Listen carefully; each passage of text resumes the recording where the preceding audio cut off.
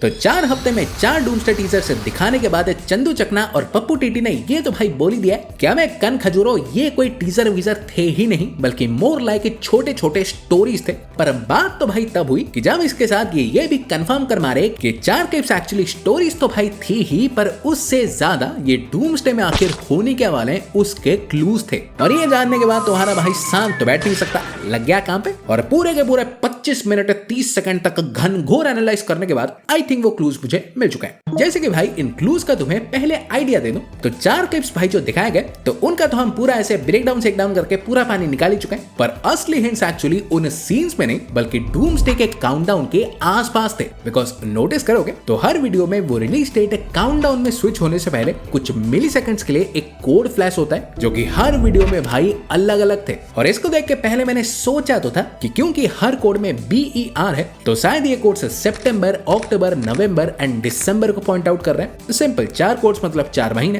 क्योंकि पॉसिबल है कि डूम्सडे का एंटायर स्टोरी लाइन एक्चुअली यही हमारे 4 महीने में ही टेक प्लेस करे, क्योंकि इस फिल्म का जो कॉमिक काउंटर पार्ट है ना टाइम रन्स आउट, उसकी स्टोरी लाइन भी 8 महीने की थी तो हो सकता है इसकी 4 की हो। लेकिन भैया बात यहाँ खत्म हुई नहीं, क्योंकि जब मैंने फिर इनके नंबर्स पे ध्यान दिया और उसी टाइम बाजार से आवाज आई कि ये एक्चुअली कुछ और नहीं बल्कि टाइम स्टैम्प्स हो सकते हैं, तो तब मुझे हिट हुआ क्या भाई बिट्टू भुजिया ये जो इतने दिनों से ढिंडोरा पीट रहे हैं कि डूम्सडे एंड गेम का डायरेक्ट सीक्वल होगा और यहाँ तक कि एंड गेम को भाई सितंबर में री रिलीज भी कर रहे हैं, तो व्हाट इफ ये टाइम स्टैम्प्स एक्चुअली उसी के ही हो। सो खोला मैं कंप्यूटर, गया मैं डिज्नी प्लस, देखा मैंने end game and you won't believe उसी का ही है। जैसे पहले हमारे स्टीव रॉजर्स के क्लिप से स्टार्ट करें तो इसने भाई 1E24 BER दिखाया था जो कि 1 hour 24 minutes हो सकता है। सो जब मैं एंड गेम में एग्जैक्ट उसी टाइम स्टैम्प पे पहुंचा तो भैया गेस व्हाट, उसी पॉइंट पे ही एंशिएंट वन ब्रूस बैनर को ब्रांच टाइमलाइंस के बारे में वार्न करती है कि कैसे स्टोन्स को अपनी जगह से हटाओगे तो तुम भी हट जाओगे।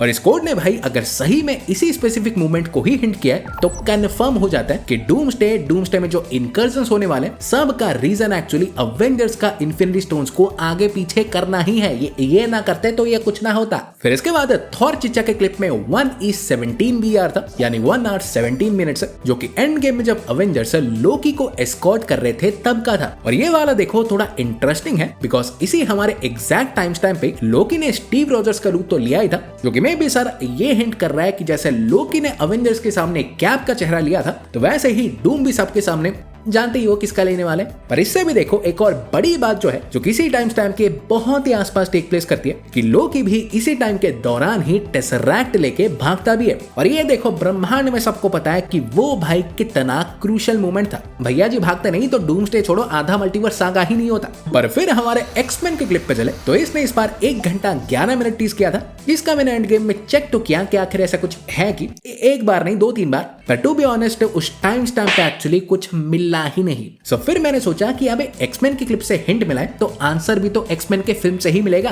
और फिर क्या भाई ने फिर उठाई डेज ऑफ फ्यूचर पास्ट, क्योंकि ऑब्वियसली फिल्म के एक्समैन उसी ही टाइमलाइन के होंगे। और इसमें भाई 1 घंटे 11 मिनट आगे जाने के बाद इस बार मुझे मालूम मिल गया, क्योंकि फिल्म के भाई इसी टाइम स्टैम्प के दौरान ही मिस्टिक और मैग्नेटो के बीच एक बातचीत होती है जिसमें मिस्टिक कहती है you tried to kill me, तो मैग्नेटो कहता है so the rest of us could live. तो मिस्टिक पूछती है व्हाट डू यू मीन, तो मैग्नेटो कहता है we received a message from the future. और पूछोगे अरे बाबू यहाँ हिंट क्या हो रहा है, तो भैया जी एक नहीं बल्कि 2 चीजें।